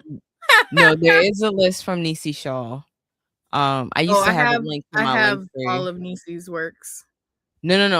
Niecy Shaw, they had it in 2 places on the internet. Initially, it was on, like, their website, and then, like, a more updated, like, Oh, you better mean they version made of a the list. list? Yeah, they made a Okay. list of all Black sci-fi fiction. It not all of I it, think but I it's, seen like, that when they posted it photo. on Facebook. So I It's, have like that as a point to reference. I actually found that yeah. when I very first started my Bookstagram, and that's how Mhm. I like got put on to like Samuel Delaney and all those types of books. So That I'm part, like, okay. yes. Same. So it's a good list. It kinda, like, stops around Children of Blood and Bone, like, it doesn't like, the list hasn't been added on since then, 'cause obviously Yeah. there's been I feel like so I much. got it since then. Yeah. Yeah, Right. it's the pre stuff that I Right. really need to look into. Hold on. Yeah, of course, Pauline Hopkins of One Blood. I think you have that or you've read it. I don't think so. Stop it. Okay, so it's like one of the earliest of Black sci-fi books. It would be called a cult technically, and Mm. basically it's like think of like a high society drama, but it's like Black folks in it, and Okay, it girl. If this is the same lady when I Google her name. yeah, Pauline Hopkins. She wrote. She's like a multi-genre writer, and like yeah, I thought it was for a high society drama. I like it. I like it for what that was at the time. Period. Yeah. You know I love that because your girl is literally like, after this, I'm fully sat to binge all of Bridgerton. I was actually watching that before I came on here. Okay. Yeah. Feedback. Okay, so I'm in the end of episode 2 right now. Episode 1 was fine. It's like a Cinderella type story, so you kind of already know the plot beats. So I'm like, Yeah. fine. But there was one scene in the first episode that I really enjoyed, and it's between what's her name? Queen Charlotte and Lady Danbury. Danbury. And Danbury's like, look, I want to go to my ancestral home. And then in your mind, you can kind of just see them both flash to their age and their youth in Queen Charlotte. And as petulant as Queen Charlotte is in that one, and she's just like, no. And Wait, then like so that's what? You're not watching season 1, you're watching season Queen 4. Charlotte. No, I'm watching season 4. Okay. Wait. Yeah. I'm You not started explaining watching it it. all the Okay, way. you're watching the new Yeah. season right now. Yeah, I'm watching the new Okay, I season haven't right started now. it yet. Yeah, like I said, it's Cinderella, so you kind of know the plot Yeah. beats. I'm not in love with it as much as I was with certain other seasons of Bridgerton. Mm. Like, I don't think anything can top Queen Charlotte. I think season 2 is a solid second place, and everything else is fine. So I'm just That is absolutely a fair assessment. I'm not mad at it at all. yeah, so like I'm just enjoying it for, hearing the classical pop culture music, and, Love it. yeah. That's Yeah, that's really that's it. my plans for the evening once we get out of here. I'm binging all the episodes of that, and I have to binge all the episodes of Wonder Man, so I Yeah. could pull up to New Blurred Order on Saturday. If you Yeah, guys that don't sounds already good. follow them, go follow our friends at New Blurred Order. They're freaking hilarious. Yes. Definitely a vibe. And they have regular, like, big actor names as special guests, and it's a variety of people who pop in all the time. You guys know Roomful of Blurs from her popping on here. She pops in Yeah, over there a lot too. Yeah, they got a lot of stuff going on over there, they do and they hold great us down. things. So definitely Yes. support them where you can. Oh my goodness. All right, so we have comics. Yeah, I got my pulls this week. Oh. Where is it? Hold Okay. on, where is it? Where is The it? pool is with hot Havoc and the Variant Vixen. You guys can't see it because it covers everybody, but I literally am doing this whenever it Every plays because it time. makes me so happy. And everything I got this week fits in my folio. That is hilarious. Because I have Aha, how the tables have turned. And it's not I felt even full. bad. No, I felt bad. I needed to feel better, so I got a lot. And I went to listen, my side bitch. of all the people, you don't have to explain a thing to me. Period. That's true. No, I went to my side bitch this today and had a wonderful time. Yes, had a wonderful time. Had an absolute wonderful time. Period. That's right, Brayburn. Keisha does need to treat herself. So who's going first? LT said, "What kind of reverse-a-roo is this?" This is like once in a blue moon, right? Period. All right, who's going first? I mean, since I have so few, I'll go first. It's a full-on reverse-a-roo, guys. All right, what do we have? All right, so I got the hardcover of Rise of the Power Company. Nice. We're here, so we're going to talk about it. The fact that we have no Black History Month anything coming this year from DC just really chaps my ass, guys. Wait. Hold on. I don't think it's considered the Black History Month, even though it's coming out in February. But Milestone Initiative has something coming out. The Dakota event. Yeah. Yes. They're redoing it, but it's not official, like how we've gotten these anthologies. I thought that for sure, since we didn't see anything about Rise of the Power Company after this, that they would at least run it back this year and give us another anthology of the Power Company, but like nothing. Radio silence. I'm grateful for the Dakota event, and Stephanie Williams is on it, our book busy girly herself, but and I'm interested to see what's happening because they have the the DC KO stuff happening right now, and the Kids Are All Fight issue showed the whole new team up. So the Teen Titans has Static in it and Yara Floor, and I'm like, oh, Static has been a Teen Titan before, but seeing Yara Floor in there would be kind of dope. I want to read now.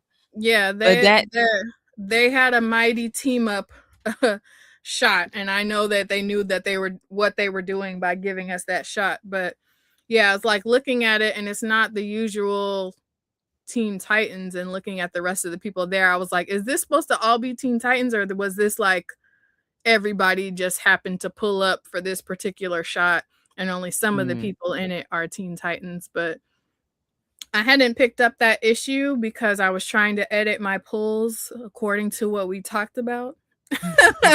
But now I'm like, this is what happens when you edit in your pulls. Now you're missing out on shit, and you have to like read other people's articles to find out what the hell is going on. But anywho, I think we have that to look forward to, but it's not officially a Black History Month thing. I feel like usually we get the Blackity Black anthology, and then we get a bunch of Black History Month covers. And this year there's only like 2. Dwayne is saying there's no variants either. I have a problem with that, especially with a bunch of like, and shout I'm out literally to, like going through my short boxes so that I could pull up the previous year's ones for a post, and I was like, how sad, because I normally order all of the Black History Month ones and most of the Women's History Month ones, and I'm not seeing them at all. So I got Temporal issue 4. Whoop whoop. Yeah. I got No Place issue 3. I gotta wait for the trade for all the Ignition Press. I'm gonna get them all at once. I was the reason why I'm waiting for the trade for the others is because I'm collecting No Place and Roots of Madness. We got City of Demons. This is a short. Okay. Wiseacre Comics. Yeah. It's gonna be more than just this one because I pre-ordered issue 2 of that. So I don't know what's going on with that, but I'm interested. One of the people at Cape and Cow was like, "We saved this for you because it seemed like something you would like." I was like, immediately yes. Then we got the Supergirl Next Door anthology. Yes, you got the cover you liked. Oh my gosh. Period. We got Sorcerer Supreme issue 2. Okay. Why do we get that one? Say again? I said, why'd you get that one? So in this run, I think I showed you this when we were together in Boston. It was like a find out who the Sorcerer Supreme is going to be situation. Yeah. We know that it ends up being Wanda, but you know, Storm was a contender. So I was like, I gotta do it. And then I got I wanna say this doesn't even say what issue it is. But I got Punchline for her. Oh, cool. Yeah, I like the way she's drawn. Yeah. And then I got The Guy in the Chair, issue 4. All right. I actually like that logo. Right? That logo looks kind of dope. They did their thing with that one. And that's been a fun run so far. I need to do my first 3, then see post about it. Also, Cape and Cow did stickers. So I snatched a bunch of stickers. How cute is that? Dope. And now you get to put them on your file cabinet when you get it. Oh, I didn't even tell you. They sold They didn't it. hold. I was so sad. So y'all, for context, I found this so a pharmacy was going out of business and they hired one of those companies to like get rid of all of the stuff in the building. They had 4 rotary medical filing cabinets. So it's like 36 inches wide, okay? It's 8 feet tall. So there's 7 shelves, okay? And 7 shelves here, you turn it, and then you have the 7 shelves on the other side. So if you turn it like a quarter of the way, it's just a flat thing. So I was like, oh, that'll be dope to like put pink Riot stuff or stickers or whatever and make all of that pink so I could have a solid pink wall when it's closed. And then when I open it, you can go through all of the comics. So usually if you like buy one of those brand new, they're like between $1,000 and $3,000. Yep. This person was selling 4 of them for $500. Yep. That would have been amazing. Even if like I said, if you just sat in storage for a while until it looked like I literally was like, I talked to the homie at Cape and Cal and he was like, yeah, I'll give you 6 for 2 of them. And I was like, period. I made my money back. Just got to transport the shits. Literally, when I got home from the comic shop, they were taken off. And I messaged the guy again and he didn't respond. I was like, ain't this some shit? Oh, that's fucked up.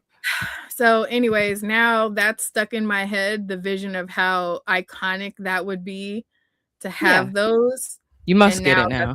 Now that's the mission. I'm like, I don't know what the likelihood of me coming across a deal that good about them is going to be, but it's purposed in my heart at this point.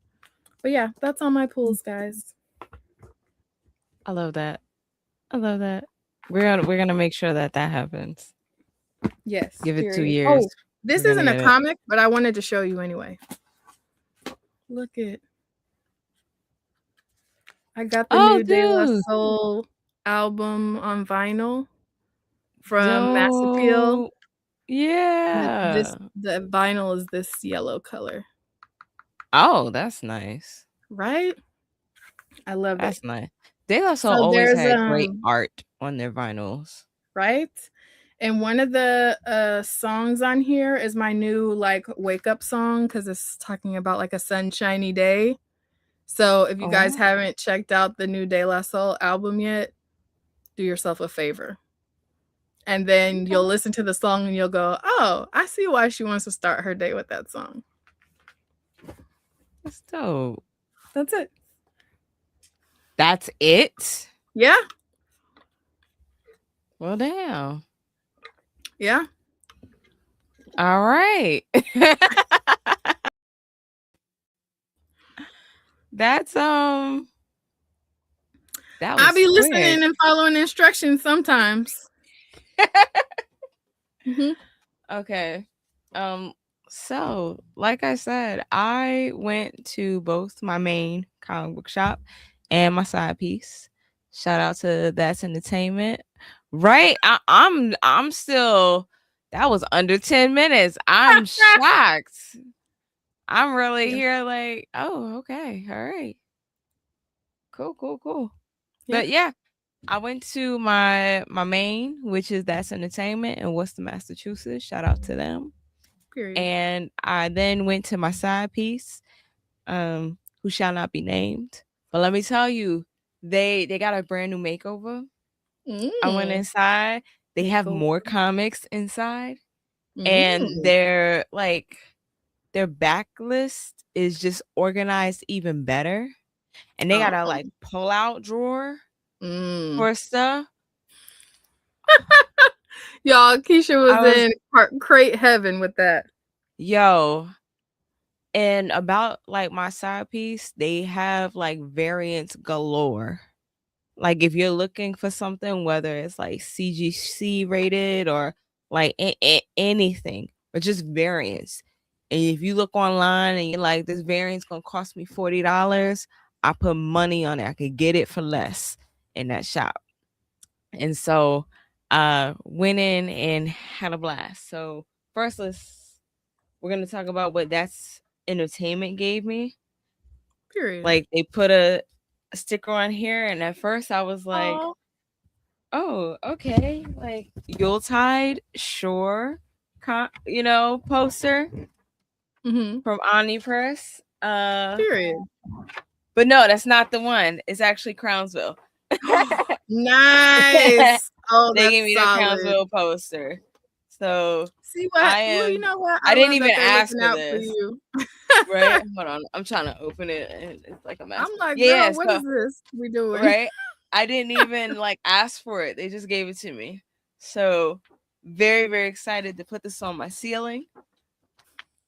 I ain't got no other space for it, but it will be on the ceiling. Period. So that is the poster that I got. What else did I get? Okay, we're gonna start with issues first. I did not have this organized. I should have had this organized. Welcome to my world. Okay. Right. We really did flip the script today. I'm loving that for us. We did. Okay. So you know me, I dig in the crates first. And I've been trying to find older Black comic book characters. And they could be Black within the diaspora is fine, but like I just wanted something. And so shout out to, Teen Titans. This was a villain. So Godiva. And this is from the late 80s. Godiva is like, yeah. And she's villain. She's like Chinese and African descent. And that's of course all she gets a name like a type of chocolate. Right. So I have like the annual. I'm not sure if this is the first appearance of her, but I do have the Return of Godiva for the Teen Ooh. Titans, which came out You like a gotta year scan it later. into your CLZ and it'll tell you. Yeah, that's what I'm doing. I'm hoping that I got the right ones. Mhm. Because I didn't have it. I didn't have the CLZ app on me at the time. I took a lot of stuff off my phone. That's fair. So, next up, I got this comic. I'm gonna be honest, I don't know much about it either. But Black Goliath is a Marvel character. Okay. Never heard of him in the slightest, but I saw it and I was like, "Oh, okay. I need this somehow." So I'm gonna do some more research and figure out. This one was like $10. So Well, solid. yeah. So I'm gonna do some more research and come back. But yeah, those are my old school things that I'm very, very happy about. Look at her face. Yeah, Period. just I love adding the old school stuff into my comic collection. All right, I next love up. that we collect worlds apart. Yo, I can't wait to add more Black comic book characters, especially women from like the Silver Age, Golden Age. I cannot wait to do that when I have more money. But next up we have the Green Lantern Corps number 12.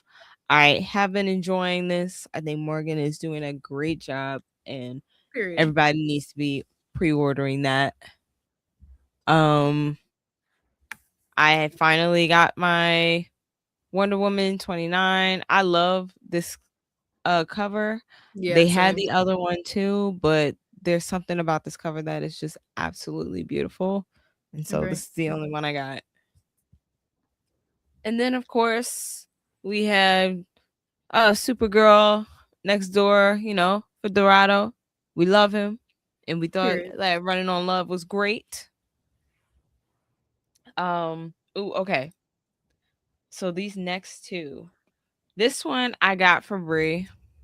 So when I went into the comic book shop, I knew that they were gonna have variants. So I was like, I texted Brie while I was on my way in, and I was like, "Hey, is there any variants you're looking for?" And she sent me 3. And I'm gonna say within like 3 minutes, 3-4 minutes, I sent her a picture of this one back. I was like, they had to have it, and they actually had most variants for Blood Syndicate, like sitting there. And this was the only copy they had of issue number 4. Period. So yeah. And this one I only got for $5.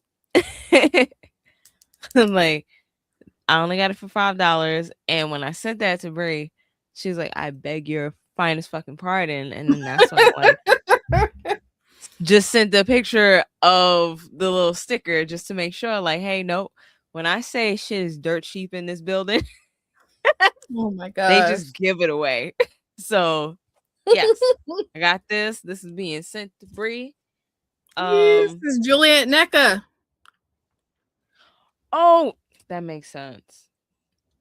That absolutely makes sense. So Now I I'm just happy. have one more cover of hers and I'll have all of her covers. Ooh. Next up. Okay, so y'all know last week I was talking about how much I loved Exquisite Corpses. And I was thinking about getting all the covers, at least the cover A's for the run. And when I went to my side bitch, she had the 3rd printing of the first issue, which by the way is a great cover. It's white. It has like streaks of like highlighter blue and stuff. Like, it looks really, really good. And I almost got it until the guy in the shop was like, "Hey, so you're looking for issue 1?" And I was like, "Yeah." And so he gave me the variant for issue 1. Hey. And once again, I almost spent like $5 on this. T. So T. this is never coming out of this bag and board at all. I'm so excited that I got this. Yeah, this looks good. When I say this comic is great, it's absolutely great. So I feel so good that I got it. And for those, this is the cover E stealth variant for Exquisite Corpses. Yeah. Period. Absolutely in love with this. A win is a win. A win is a win. So I love that. What else do I have over here? Okay, in terms of trade paperbacks and graphic novels, I finally have all of my Chew. When I say Yay. I've never been able, I haven't seen in person volume number 5 for the Chew compendium. I tried. The omnibus came out a while ago, but I love the hardcovers. They look great. I started with the hardcovers. I'm gonna end with the hardcovers. So I finally have it, and I get to finally finish because I stopped at volume 3 because I didn't know when I would get volume 5. Bees like that sometimes. Yeah. So now I get to finish Chew, which I think is hilarious and gross. What else? I have Bitchcraft, obviously. I Tea. collected the issues, but I needed this because I didn't want to touch my issues. I'm going to be reading it in the trade paperback, and I will be giving my thoughts on it then. But I love this. And what's connected to another book that I have is Bex Glendening. Is that how you pronounce that name? Glendening? Yes. So, like, they are an artist on here, and it made me look to see if they have anything else out. And I went and got their book I just on got that Starlit too. Shores. It's Period. cute. I read it a Yeah. few weeks ago, Oh, and yay. yeah, it's very, very cute. I was like, oh, I like this quite a bit. So because I I like love this in the it. art, yeah, I was Period. like, Yeah, yeah, I'm gonna. I got gifted a hardcover of that during Christmas and haven't read it yet. So I love to hear that you loved it. Yeah, it's a beautiful story about grief and like just like finding a connection to your loved one with like a lot of Oh, magic involved. So it's yeah. so cute. I wouldn't have guessed it would have like a heavy theme like that. Okay. Yeah. It's a really beautiful story. Um when we did the voting for our February book, when you brought up Souls of Black Folks, I was like, how do I not have this in my collection? So I just felt like I wasn't black enough. And so I bought it. Crazy. Crazy.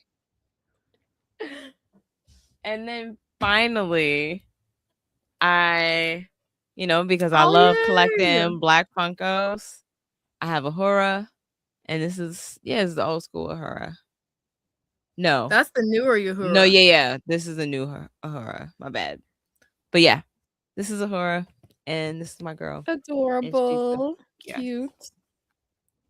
and that is all that I got.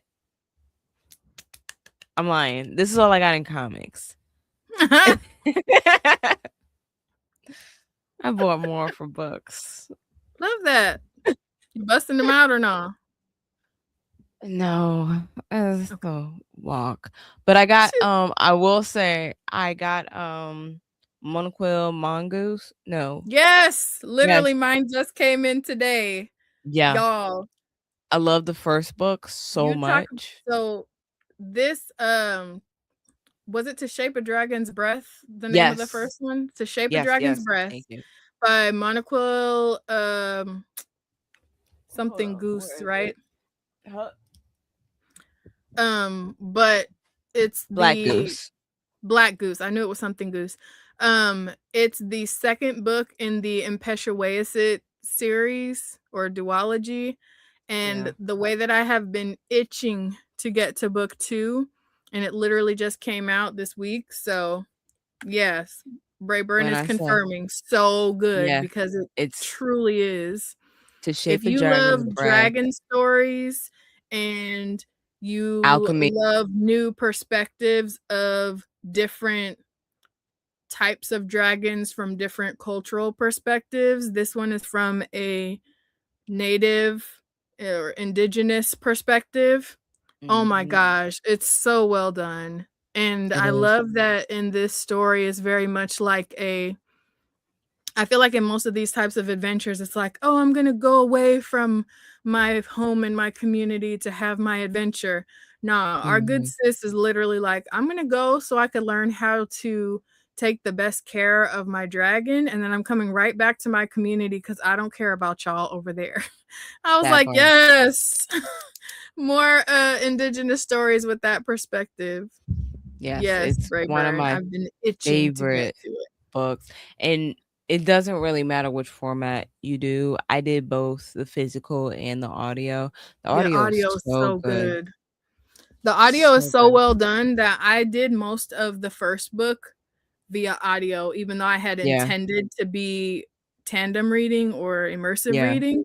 It was so good. I was like walking around my house doing other things and finished Yeah. it in literally like a day and a half. Agreed. Like, I have this, and while I do feel some kind of way about buying audiobooks, I am going to buy the audiobook also.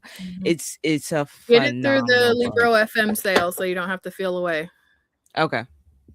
I'm gonna do that because And with Libro FM, you can pick which bookstore you want to support. So I just made Sister Sci-Fi my bookstore I want to support. So every there time you I go. buy an audiobook through Libro FM, it supports Sister Sci-Fi. I love that. Mm-hmm. Yes. Okay. I'm gonna do that because, man, this book is absolutely amazing. Period. And the goal is to finish it in the month of February. Oh yeah, that's about to happen like so quick. It's not even gonna be. I don't even have to. It's for sure going to be finished in February, y'all. I love that you're like, oh, I bought books because I definitely bought books too. I am in my BIPOC vampire bag this year to the point where it's like I've compiled so many of them. I just have to spread them out through the year so that I can actually be reading other things. And I felt like I couldn't speak about them in the way that I wanted to without reading like the OGs. So I got Carmilla and I got Bram Stoker's Dracula so that Okay. I can compare and talk about it in that way. And I'm like, look at Keisha dramatically influencing my reading habits. But I was just like, I've been on my BIPOC vampire bag for a minute. So I've compiled my list and I have like 14 of them. And then I just added Carmilla and Dracula. And then I'm also trying to do more. So between I'm in my vampire bag. Obviously, I read whatever the Be Too Weird books are. Obviously, I'm reading my comics.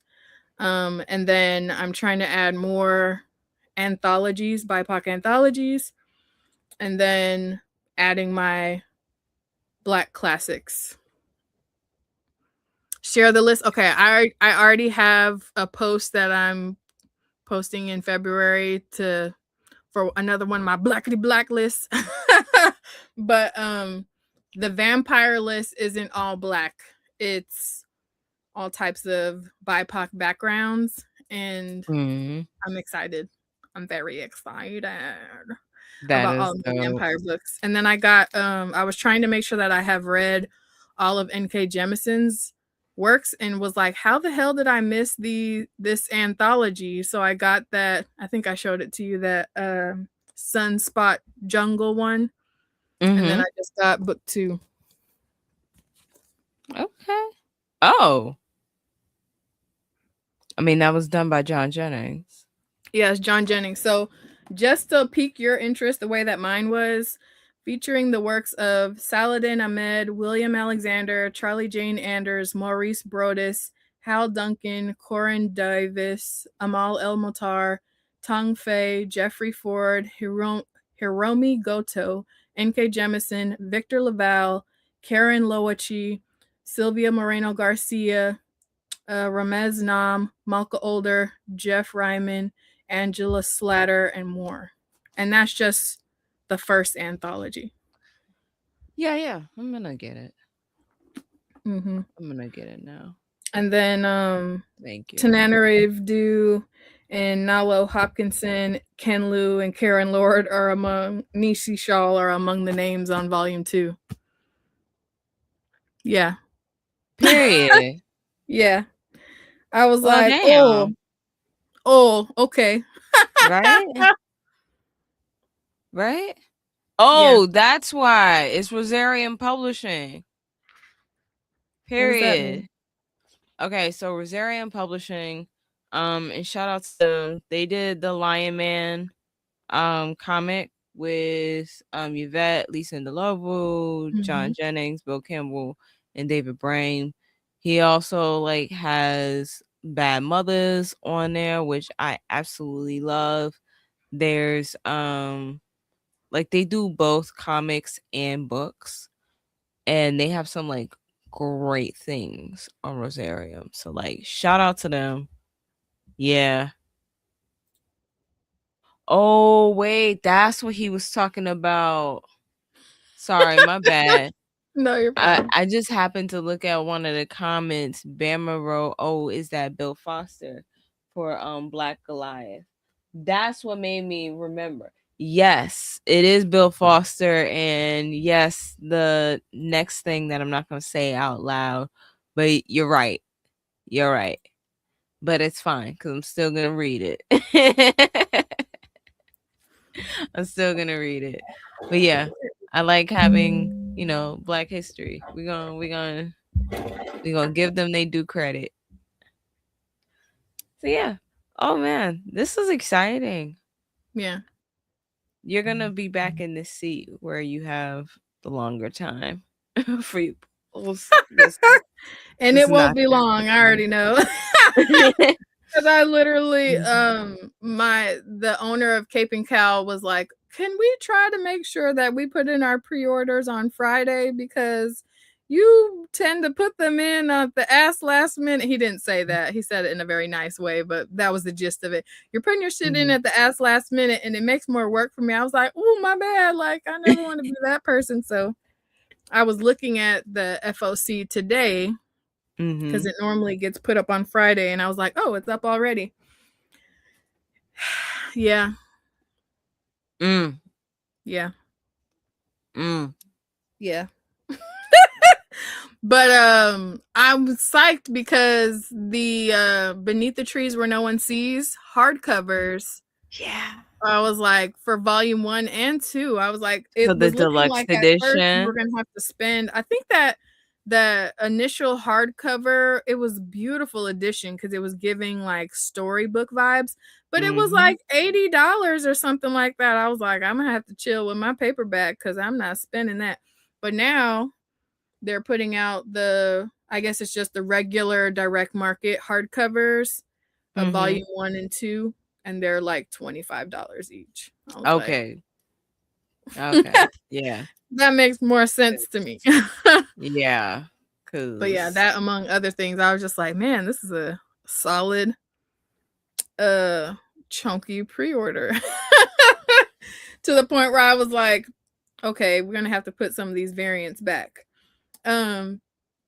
Excuse me. However, I know you didn't put variants back. I did. So I didn't put all of them back. What I did was decide like, okay, you can't get all of the variants you like for everything, but if there's something you're collecting all of the variants for, that would be the exception. And we're getting what is it? Moonriser, Moonwalker, whatever. What is her name? Hold on, let me pull it up.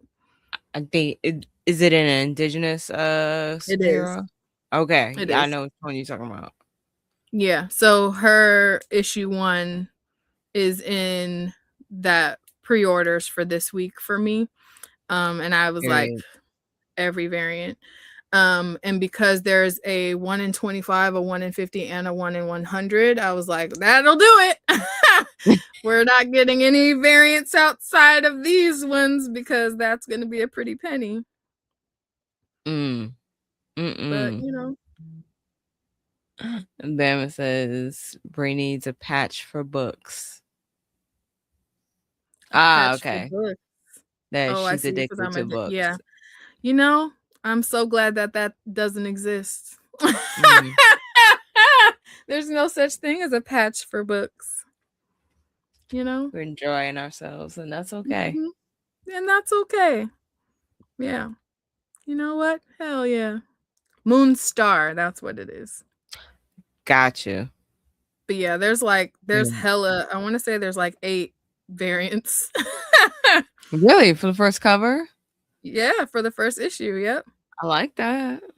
Right. That says a lot about, the trust they're putting in the story. Because, there's some they don't do all of that for. Yeah. We'll see how long it is, but Yeah. But yeah, I'm Oh, wow. excited. I'm excited. And then we got there was 2 Sanford Green covers that I copped just off because it's like I'm not It's Sanford following. Green. It's Sanford Green. It's Sanford Green. You don't need another reason. One of them is like I'm not reading Wolverine, but is a Wolverine Doom homage variant cover. So you remember the Doom, Sanford Green's Doom cover with the like circles? Yeah, It's Wolverine. Yes, I do know of these. It's Wolverine, but it's like that. And then I think there was another X-Men one or something. That was also Sanford Green. And then you love all the DC Young books. Galaxy is getting another one. That's cool. Yeah, the purple alien person. Wait. Oh, that's cute. Right? That is cute. Is it written by the same person? Yo no say. I literally just seen it and was like, add to cart. Nice. Mm-hmm. Oh, I like that. Okay, I gotta read that one because I don't own all of the DCYA ones, but I do want them. I want the full collection because they are a great line of comics. Yeah, that's one of the ones that I got into because the first issue was one of the free comic book day books that I got. Shout out to Free Comic Book Day. Have you seen the new lineup? Actually, also, are you gonna be following the Jessica Jones run that's coming? Because I was in the pre-order too. Nope. I haven't read a Jessica Jones book since not Alias. There's the one after that with the This cover one is also that called Alias. I thought because that's Jessica Jones. typically. That's the only reason why I asked about it. I like the show. Okay. The show was very, very good for me. With the exception of Homegirl, I love the Netflix Defenders show. With an exception of Homegirl. She who now shall not be named. That's fair. While I respect her as an actress and what she does in her personal life, she dropped Cory Booker, and that's wonderful. I love that for her. She has high standards. As a character, my girl did not need to be there as long as she was there. And so, what can we say? Nurse Claire did not need to be there past the first season, but there we were. Alex Cross? Are we talking about James Patterson? You still are looking at the like, what am I missing with this? I don't understand that. But yeah, all of the things. Yeah, so I'm gonna be right with you. I am going to finish Bridgerton. I'm literally about to, y'all, the way that I was pressed and obsessed to buy these Once Upon a Book box Bridgerton boxes. So I bust out all of my stuff so that I can have a full-on tea party and binge. It's gonna be great. I love it. I love it. Immerse yourself. Yeah, that's exactly it. I'm making little sandwiches and all that. Oh, okay. Yeah, I dig it. It. No way I'm about to watch this and go the fuck to sleep. Love that for you, babe. Well, thank you guys so much for coming through and checking out the Pink Riot Comic Show, showing love and giving your perspective in the comments. It wouldn't be the same without you. If you haven't already, check out the link in our bio. You can follow us on all US platforms, that Pink Riot Comic Show. If you haven't already, check out our Patreon. We have a free tier, and then we have several paid tiers. The higher up in the tiers you go, the more access that you have to insight and what we're doing and influence on what we're doing next. If you are already a Patreon subscriber and you haven't checked out the details in that space, you're doing yourself a disservice and not using all of the control that you do have. So maybe you might have missed a message or two, but check it out in there, because we're trying to be more diligent about giving the people what they want in that Patreon space. And if you like what you see here and you want to help us build community, tell a friend to check us out and to follow us. Share a funny episode or a funny short that you've seen from us that they might be interested in, because that's how we get more people to know about what we're doing over here. If you like this episode, scroll up or scroll down and check out another one. We're pretty funny and on the shits all the time, so you're bound to find something that you like, you know what I mean? And if you don't have time to watch it, just let that thing play in the background. Walk away and go do something else, because those streams genuinely do help us out. And if you're not into watching, you can definitely check us out on any of our numerous podcast avenues. I would say the top one right now is Spotify, but we're a little bit of everywhere. So anywhere that you listen to podcasts, you will likely be able to find Pink Riot. Just give us a search, and we really appreciate any star ratings or reviews or feedback that you can give us in that space. We're trying to do better about making sure that our show is listener friendly as well as visibly entertaining. And if you liked us being in this live experience with us, you know, we're going to be here at the same damn place at the same damn time, because we love you and we love what we do and we don't take no weeks off. Thanks again for being here. Make sure you pick up today's special guest book, and we'll holler at y'all next week. Bye. Later. I definitely found more. All right, how many variants are there? 11. Damn. Go ahead. No.